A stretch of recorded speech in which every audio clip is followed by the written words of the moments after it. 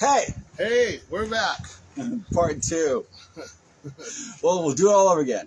I'm with Keith Batlin. How's it going, guys? I've known this guy for a long time, and we'll go right into it really quick. I have this really cool Finley shirt. You might remember this story. And Keith walks over to me, and he goes, filling up, Black Irish. Bob Marley, Black Irish. Keith Batlin, Black Irish. And he walked away. I thought, yeah, it's Keith. So how you doing? Good, man. Okay, so you're always super busy. I mean, you were in like California last week, right? Or something, Something like that, yeah. Yeah. Oh, yeah. And we have this really weird, really great connection, actually. Keith paid the Blue Note a couple years ago, and his mama comes over, Mama Batlin, and Shauna goes, hey, Bill, you went to Monterey High? I said, yeah. And he goes, do you remember Keith and Kenny Collins? I said, yeah. And turns out I ran track and hung out with your dad and your uncle. Yeah. That's, I think it took both of us a couple of like, wow. But, so it's a really cool connection. Yeah. So how long did you spend in Monterey? A long time. I was there from the time I was born,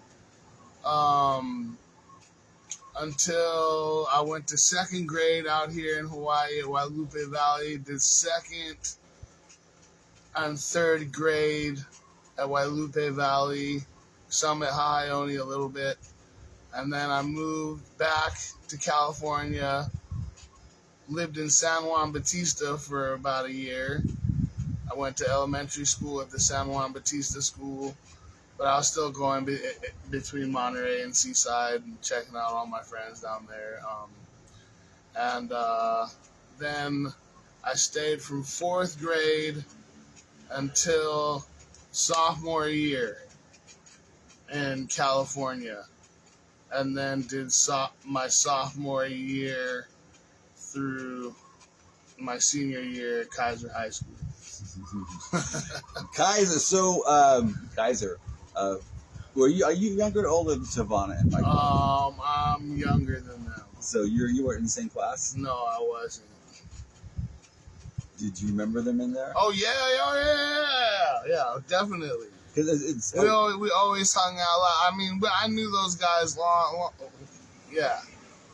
It's like something in the water during that time period. Oh, I mean, like the whole. I mean, it's definitely. You know, I like coming from that area. You got all like the green guys. You know. Didn't jump. Yeah. Micah G. Bruno Mars. So many people. Yeah, the Pure Heart guy. Yeah, the Pure Heart guy. And then, because Tamai told me a story, even Jake Schmacor didn't go there, but he was always hanging out there. Right. And that's just like crazy. And you guys are taking over the world right now, musically. We're trying to. You guys are everywhere. So it's really kind of cool. Okay, so explain freestyle and then explain Guidance Beyond. Okay, so Freesound, its original vibe. For a while, when we made our first album, Roots Is, Mikey and Tavana came to help me and Adam Crow make a record, and we made our first record, Roots Is. Freesound's kind of like a mix of all things psychedelic and soul and blues and rock, funk, you know, blues, soul, rock, funk kind of thing. Yeah. You know, like, you know, we did our first album, Roots Is, and then we did our second album, which is self-titled, where we did that one was just more me, Adam, and then Ryan Brandwold came in and played some bass, And we had some studio musicians kind of like help us out to fill in gaps. And then we also have Mango Man, which is a reggae album that Freesound made, which has Mike Love like on keys, uh, Ryan on bass, Adam Crow on guitar, and myself singing. That album, Mango Man, got a good like underground buzz. It's still never been released. Hopefully we'll release it sometime. You know, like Freesound has a bunch of unreleased music. So yeah, we got to get around to putting it out sometime. And then Guidance Band.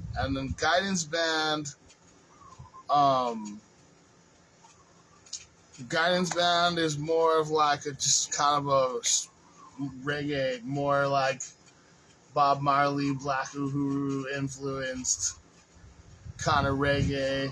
And I'm in the band, so there's of course the Hendrix guitar, psychedelic guitar. You know, it's kind of the roots reggae with some psychedelic guitar and different tinges of things. Yeah.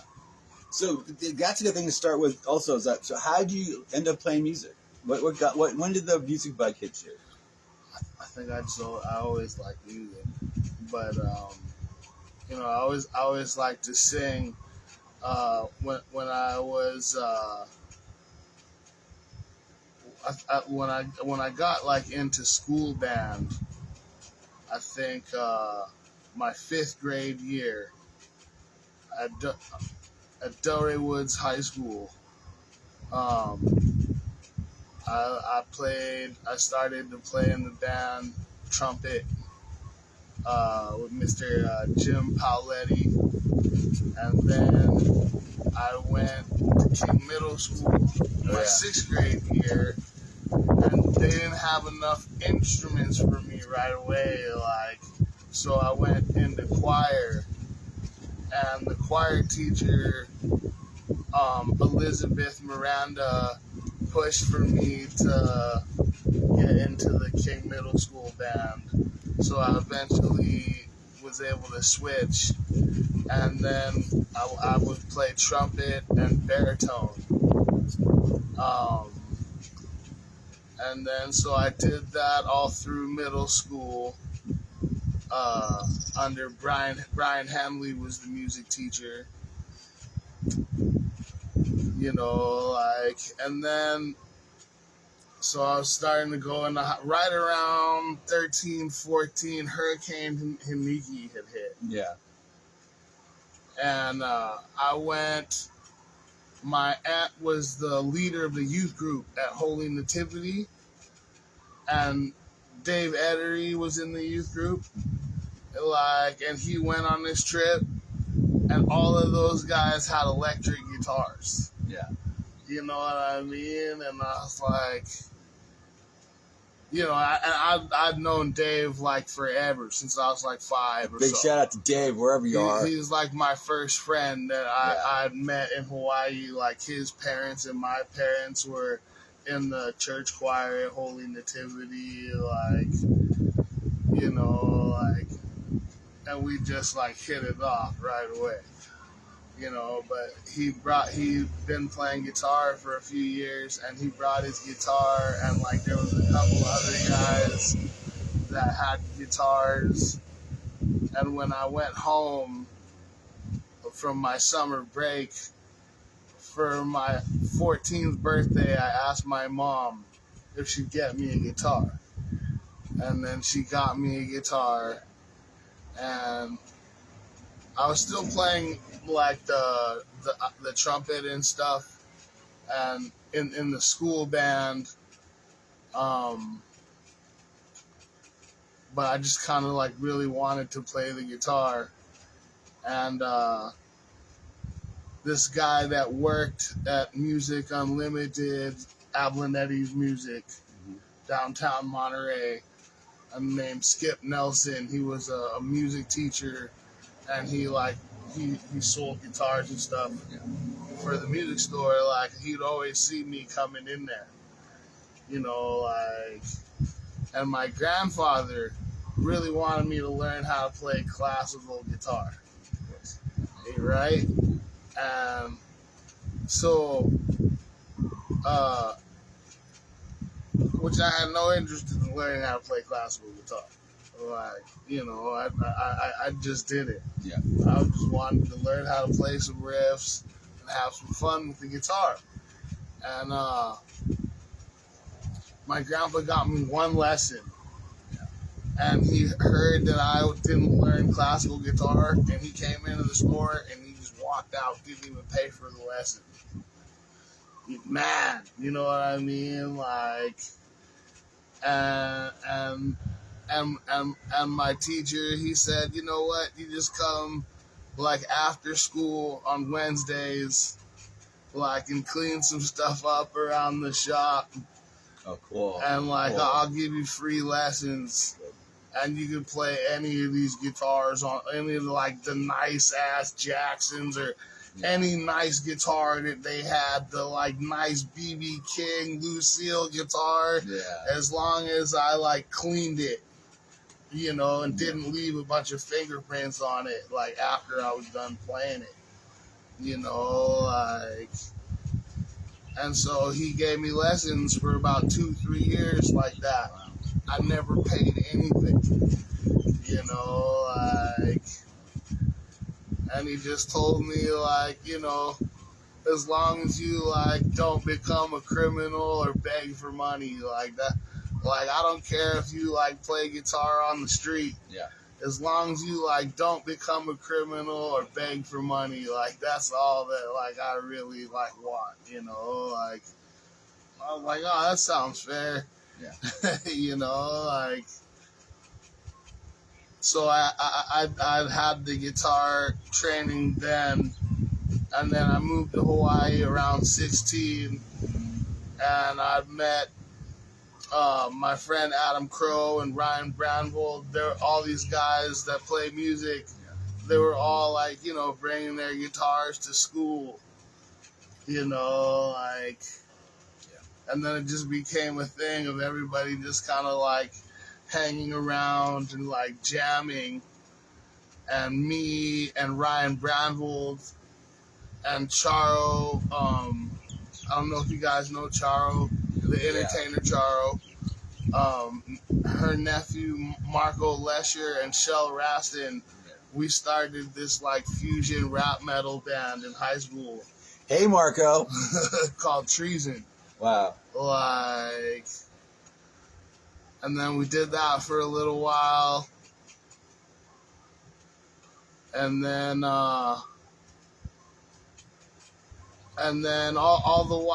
while this was happening, me and Adam Crow, like, we were still jamming too in school, like, you know. And then did you guys get good grades or just like hung out?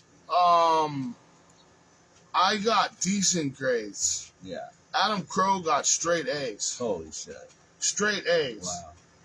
Straight A's.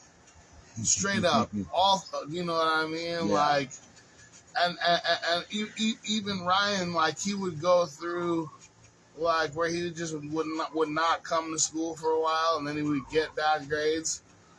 And then he'd have to, like, get super good grades to pass. So, like, there would be some semesters where he did really well in school. Because he had to, you know, I think all of us were like that. You know, there would be some times where we'd just, like, be slacking off and partying and cruising. And then, like, it'd be like, oh, if you don't, like, get your grades together, you're not gonna go to the next grade or graduate. So everybody would just pull it together, you know.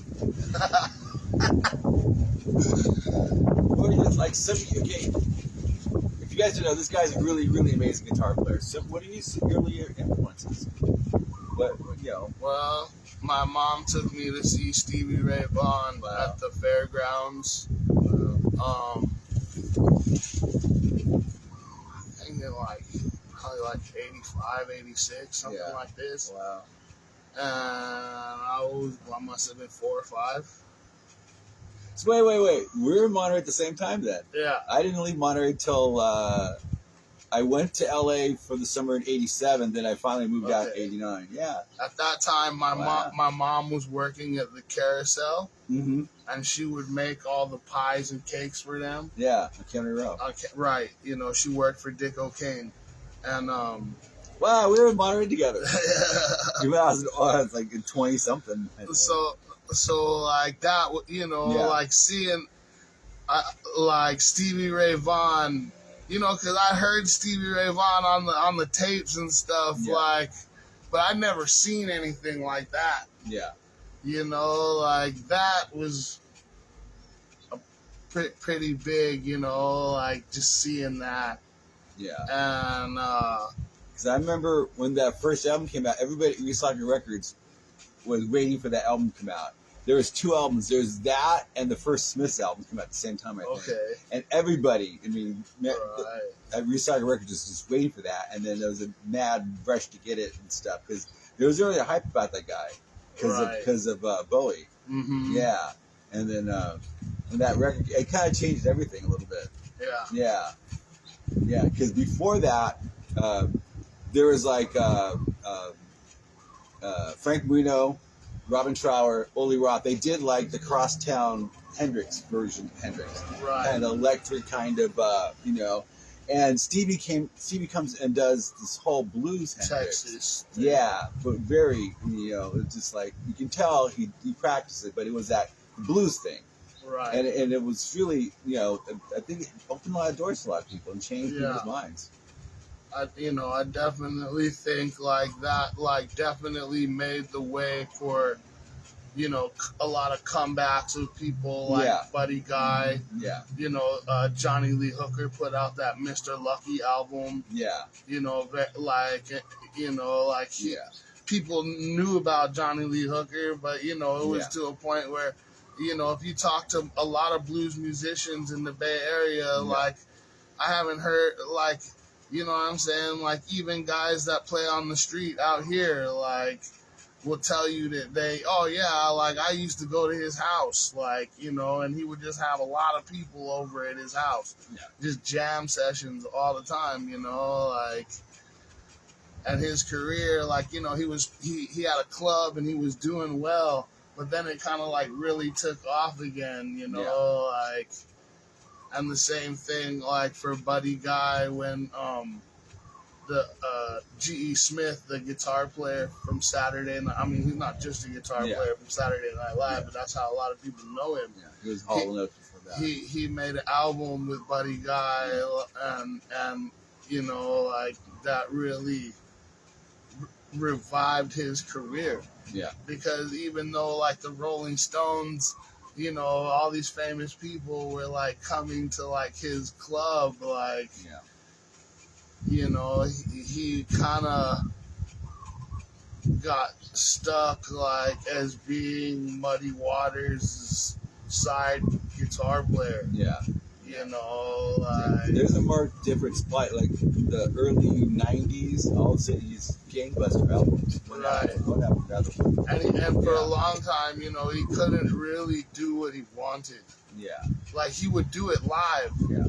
You know, and everybody knew that, oh, this guy, Buddy Guy, like, is the baddest guitar player, like, out there, you know, like, and he's just wild with it. Like, but, you know...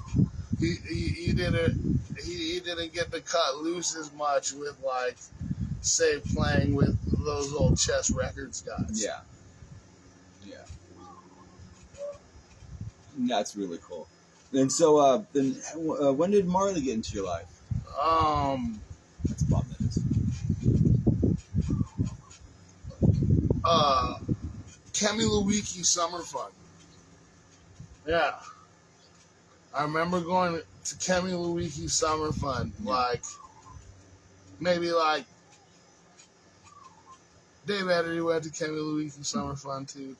And at the Summer Fun, like, they when they had a boombox. Yeah.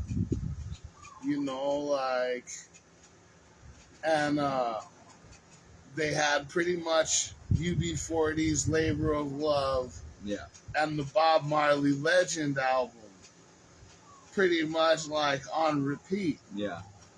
You know, like, and I was like, huh. You know, like it was funny because with Bob, UB40, you could really, they're English, you know, Yeah. so it's really easy to. With Bob, I didn't really understand everything that he was talking about at first. Yeah. Yeah. You know what I mean? And then, like, after a while, after I kept listening to it, then one day I could just understand what he was saying. You know, like, it was just wild. Because all through my, guess like 84 through I don't know how long, all through my metal years, you'd have to listen to whatever comes in, right? To review whatever. But like at home or on the airplane or it was like Survival, and then it was Uprising. Mm-hmm. Survival is like one of the heaviest hitting reggae albums ever was. I mean, it's really, he got over that. I mean, they're all been heavy hitters, but all of a sudden Survival was really, something happened in him and something clicked. That's 78. Well, he got shot. Yeah, and then yeah.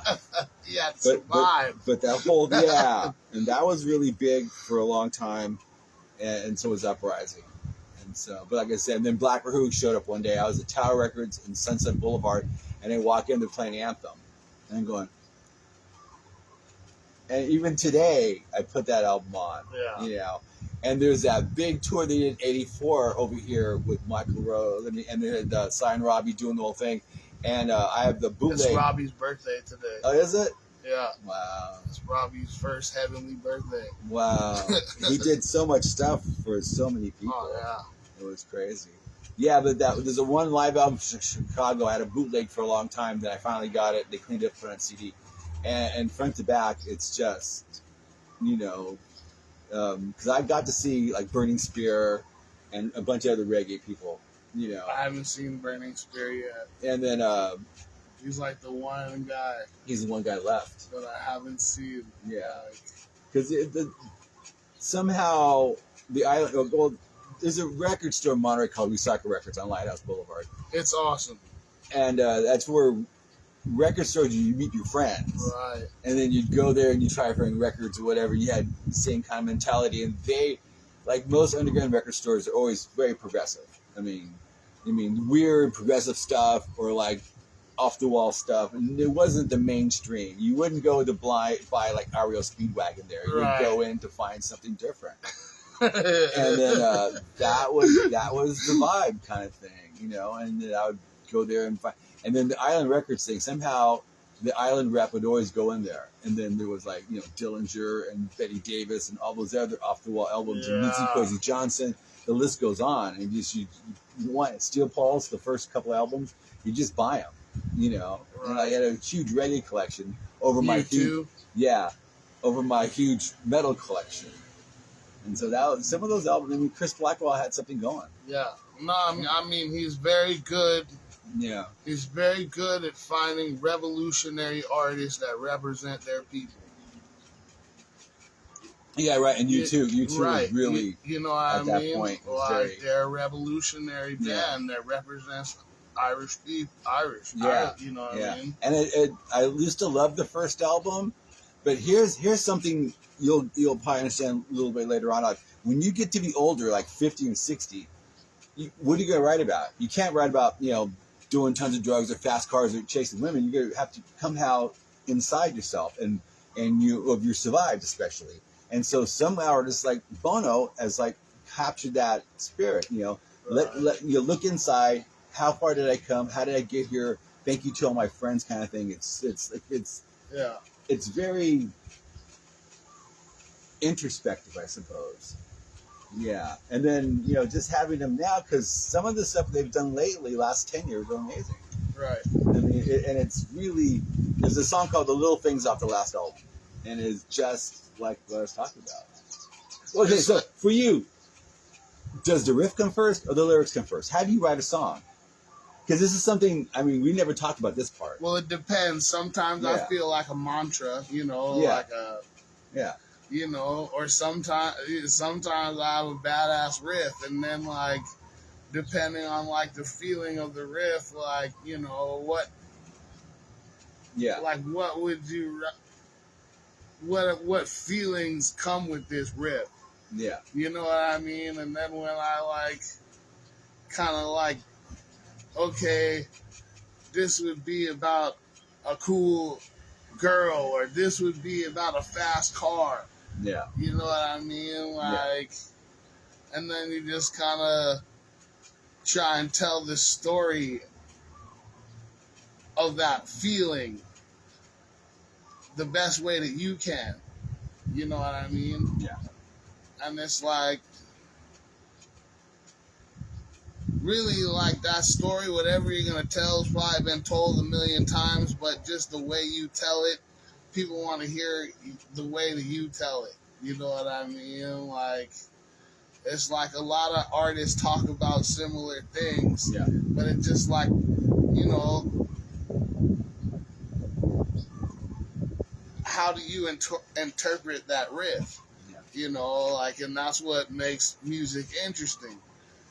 And you know, depending on the feeling, I try and like go with the feeling of the riff. Like, if I like have something that I've said that I think, oh, this kind of like resonates with me, like I'm gonna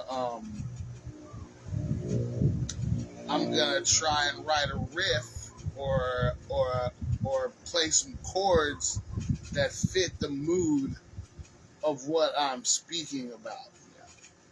You know, like, so the mood matches the message. Mm-hmm. You know, like, and then because people, you guys, it's not like, you know, if you were in the typical treadmill, you got a contract, you go on tour, you write a song, and then you have a deadline to do an album. You don't have that, do you? Because you write, and then I like 12 songs to do an album. So it's more of an organic process instead of a forced process. Right, but it's still, every artist knows that, like, after a while, if people are listening to you, especially if they bought your record, like, they're gonna want to know when's the next record coming out. Yeah, you know what I mean? It's just. But the good thing about you guys, I mean, like, but I try to keep music coming out, or I try to keep writing music. Yeah. So, like, there's not really a period of more than 3 years where, like, I probably don't put something out. Yeah. But it's organic. You're not forced to do it. No, you don't have record company pressure going like, well, we need a hit, or I don't think it's selling. So all you guys, you know, here it's all very organic. I think that's where one of the part of the mystique or the coolness of, you know, Honolulu side or the icing. I mean, even though it's in the back of our minds. Yeah. That, like, damn, you know, if we got this hit song, like, and even like on our last record, like, we did a cover of Tennessee Whiskey. Yeah. And it's just like, it's still going, you know. Like, it's been years now, and it's still going, like, and, you know, like, I'm kind of like, I wish, like, one of our original songs would have hit, but it's just good that, like, you know, a lot of people have listened to our original songs because we sang that cover. Yeah. You know, like, so it's like, commercial success is not the main goal, but it's still, you still want to make your records for an audience. You know, we're all like, we're hoping that our song can get out there, you know, like, if it doesn't, it's not the end of the world, and we're going to keep making art. Yeah. Like, and I think that word art is so important for this community, because the other thing these guys do, they play like 5-6 nights a week. I mean, constantly. And then you get, you know, not like you're like someplace else you play once a month or whatever. You guys hone your talent nonstop in front of a live audience all the time. which makes you guys that much more. Right. Yeah, it brings up that much. So, I mean, it keeps me here. That's for sure. I can go back to Hollywood or Manhattan, but you guys, all you guys. I mean, it's just great to. Oh yeah, here's my favorite. I've been saying it since I had Nick on and Camuello on. A couple years ago, Friday used to be the bomb out here. We'd go see Jesse Savio at Arnold's. Go see you at Locatino or whatever it's called. Go just to see Tavana.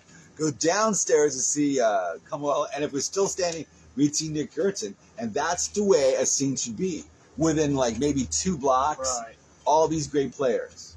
Like And- New Orleans, you know, you can Yeah. go down Frenchman Yeah. and like see all this crazy stuff. Yeah. And then you can go to Bourbon Street and all these different streets, Yeah. you know, and they all like, you know, Frenchman Street is known for like having a little bit more like high class, like jazz music and more traditional New Orleans things. Yeah. You know, like Bourbon Street has a lot of like mixed stuff. You'll find people playing rock and roll covers and Yeah. you know, like, but you know, even the musicians playing on the street, everybody's great. Yeah. You know, it's like, And I think that's the cool thing about, especially here. I mean, I really liked it. It was great before the pandemic started. yeah. And so, I mean, Hawaii like has kind of the same thing. You know, Yeah. like, you know, like right behind here, that house right there. Auntie Bessie, she lived to be 100 years old, and her husband was a musician, and she was a hula dancer. And like they have a music studio in there, and there'd be a band that came and practiced here. Like there's a lot of music going on in Hawaii. Yeah. Like everybody can play ukulele, everybody can play a guitar, everybody can sing. You know, like so it's just like, you know, in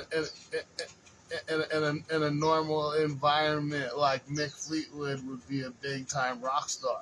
yeah. Over here, he's just like one of the people that's part of the community. Yeah. Yeah. Jack Johnson is the same. You Yeah. know, it's like all our like, you know, the Casmeros and like all our like cultural practitioners, all our great musicians, even Uncle Henry, you know, like I think he used to like live over there. Yeah. Like his daughter, you know, like Yeah. lives around, and his grandkids, like Yeah. they're all from around here, you know, like so it's like, I used to live over there. yeah, you know, Yeah. like there's all these people that have done all this great stuff, but they're just like part of the community, and they don't like. Yeah. Ego trip. Right, it's not a big ego thing. Yeah. Like say like if we were in Hollywood and you gotta have your like Hollywood persona about Yeah. you, you know, Yeah. like Yeah. that's one thing I kind of love about Hawaii, you know, like Yeah. It's cash, but when Right. when it's time to do something, it's time to do something. right. Yeah. Yeah. So it's cool. So we finally did a photo session after like 3 or 4 years talking about it. It's awesome. So Keith goes, "Hey Bill, I'm doing a cover of Rick James's Mary Jane," and then the original premise was him watering plants. And then we did I do everything. We did the basics, and then I was like, let's do something different. Let's do something different. And he had one of these chairs in back of Eaton's car, and we stopped at the fountain, which was just a great shot. I mean, that was just really cool. And then we got to Wailea Beach Park and found parking there, and then those last couple of shots with the palm tree and you and the ocean, that's like, it was worth waiting for. Oh yeah, definitely. Yeah, yeah. And so, What's up, brother Eric? How you doing, bro? oh, Uncle Mr. Peterson, haven't seen you in a while. We gotta talk soon, man. He's a great musician. Monster, and knows everything, almost everything. He's one of the only guitar players that I've actually ever seen live really run their guitar through an actual Leslie speaker. Like how Hendrix would do in the studio to Yeah. get like a lot of these crazy sounds. Yeah, Like Eric actually brought the big ass Leslie out Yeah. and ran his guitar through it. I used to Wow, help. sound, man. I used to help road manage a band called Eastside Indians out of Fresno, and their keyboard player had a B3 with a Leslie, and it took like 4 of us to pick it up and put it in the van every single night. And I was like, but it's sweet. Yeah, sound. nothing sounds better than Yeah. that. Yeah. So how you doing otherwise? All good, been working a lot. How are the kids? The kids they're getting big, Getting big. Yeah. Yeah. It's, been trying to work on stuff and work actively, keep the bills paid, and keep new music coming. And Ryan, my bass player Ryan Brownwolf for Guidance Band, he's gonna put out his first solo album on October 14th. Hey Ryan, what's up, man? And I'm on some of those tracks. Yeah. I'm excited for him. Leon Mobley's on that record. Yeah. I'm really excited for him. Yeah. Yeah. So. And he just came back from like Abu Dhabi or whatever. Yeah, he went over to Abu Dhabi with Alex Miley. Yeah, so that's kind of cool. Yeah. He's living an adventure. Yeah, he's doing it. Yeah, I like that. And the same thing with Dave Adderley, who just took off, left us again. And so you gotta do what you gotta do sometimes. Yeah. So that's fine. So what's the next musical adventure for you? Well, can you tell us?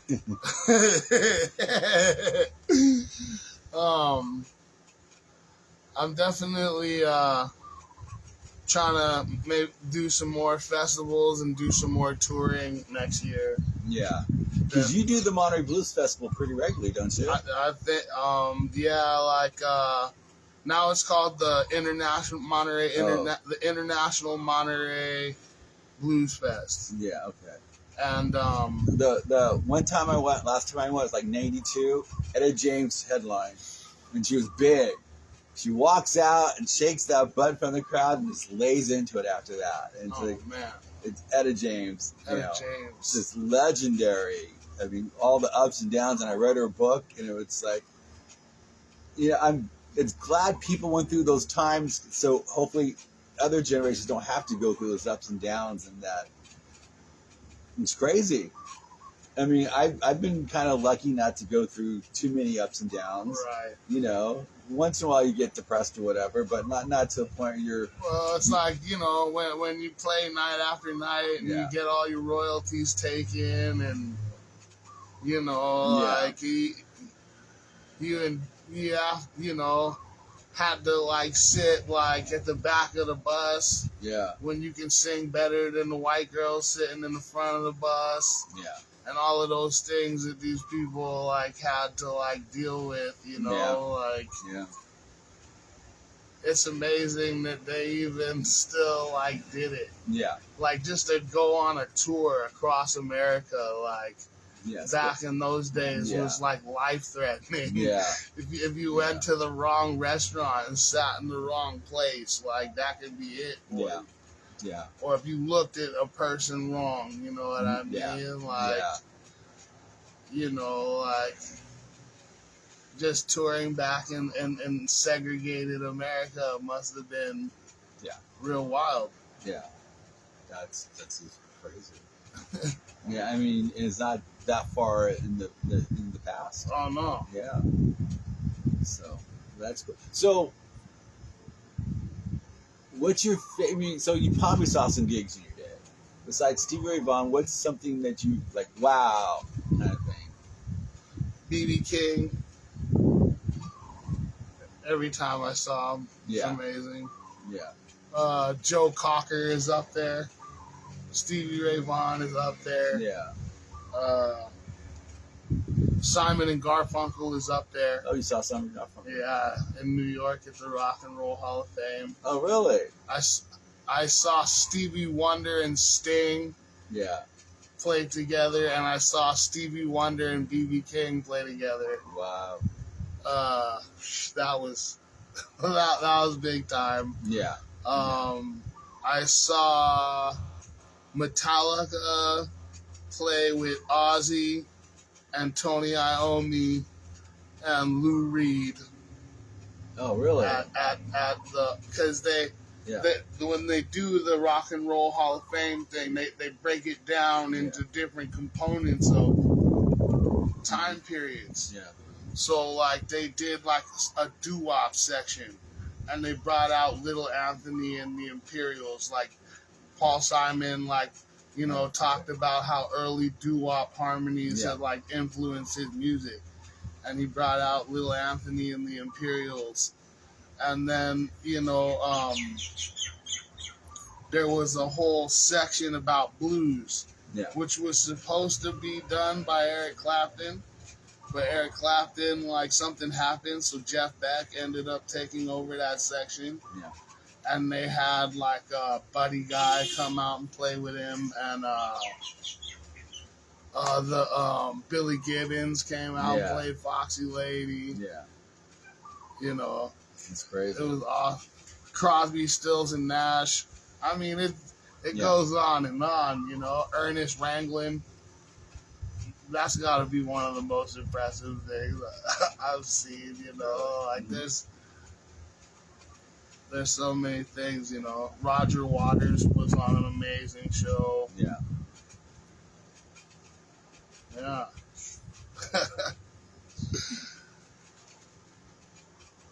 So, okay, well, I gotta tell you. So we're outside. We're on the base of Diamond Head, which is right over there, because I wasn't getting very good interconnection. So if you got some wind or sunshine, but it's Hawaii, so it's all good, kind of thing like that. What else? Give some shout outs. Who do you want to say? Say hi to Mom at least. Hi, Mom. What's up to everybody out there? All the Guidance Band crew. Free Sound Lokes, Collective Elements, Hip Motion, all those projects. Those are all the things I'm doing. Well, dude, it was good. Yeah. Thanks for hanging out, man. Thanks for having me in your house. Oh, thanks for coming over. Yeah. So we got to hang out again. I'm trying to, I mean, I got a full-time by now. It's kind of, it takes some time, but trying to get out more, see everybody doing stuff. Yeah. It seems like everybody is like slowly starting to get back. Wants to know where am I playing this week? I'm playing Wednesday from 7:30 to 10:30. I'll be at the Moani Waikiki. Thursday, 6 to 9, I'll be playing solo at Lulu's. Ooh. Friday, 3:30 to 5:30, I'm solo acoustic at Maui Brewing Company. And on Saturday, I'll be playing at Mai Tai Bar with the reggae band Innovision, one of my favorite roots bands out of Hawaii. They're out of Maui, and they're a long time roots band. Real glad to be jamming with them. I love Brother Koa. I love his music. I love Dengali. All the guys that have made songs in that group. It's an honor and a privilege to jam with them. So that's kind of what I'm doing this week. And don't you play the Hilton? I do, but I don't have a gig there this month in October. Okay. Because you have Jeff plays baseball too, right? Andrew McClellan. Oh, Andrew. I always keep him mixed up. Yeah, Andrew. Andrew's a legendary cat. Yeah. He's done some stuff. Yeah. Yeah, wasn't Go Jimmy Go? Jimmy Go. Yeah. He played in. He played with Henry. And Cologne. Yeah. And he got that. He got a hooker for that stuff. Yeah, he's Cruz. He's played with a lot of folks. Yeah, he's totally mellow. Oh yeah, Andrew's like cool. Some guy who has that kind of pedigree. He's just really humble. That's cool, so cool, man. Then usually Sam Eitz is on drums, or my brother Joe Fawcett. Yeah, Joe's pretty. He's doing some stuff now. Yeah, he's playing with the group Red Draw. Yeah, I'm trying to catch those guys, but it's kind of tough. Anyway, but if you want to see the latest music that I got coming out, October 14th, Ryan Brandvold from the Guidance Band is putting out a solo album, and it's his first solo album. It's gonna have some Spanish songs on there. It's got a couple songs where Leon Mobley from Innocent Criminals, our good brother and good elder, is helping us, and I got a couple songs that I sing on there, and I sing backups on a few things. So yeah, we're looking forward to it. So where can people find your music?